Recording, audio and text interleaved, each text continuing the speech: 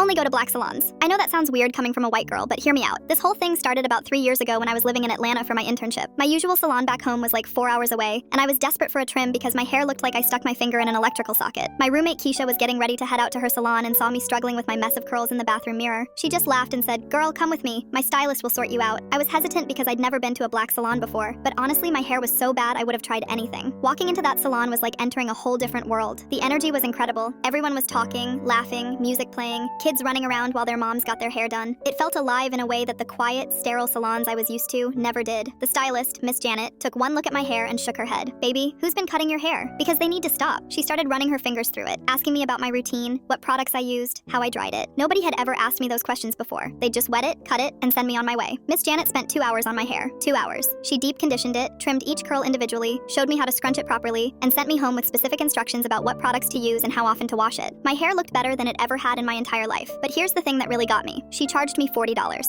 40. The salon back home charged me $80 for a basic trim that took 20 minutes and left my hair looking worse than when I walked in. When I moved back home after my internship, I tried going back to my old salon. Big mistake. The stylist cut my hair while it was soaking wet and straight, completely ignoring the fact that curly hair shrinks when it dries. I ended up looking like I had a mullet. I was so mad I almost cried right there in the chair. That's when I started driving 2 hours to the nearest city to find black salons. The first one I tried, the owner looked at me kind of funny when I walked in, but once I explained what I was looking for, she was all in. She spent time with me, educated me about my hair type, and gave me the best cut I'd had since Miss Janet. Word must have gotten around because now when I call to make appointments, they know exactly what I need. They stock the products that actually work for my hair type, they understand curl patterns, and they take their time. I've never once left disappointed.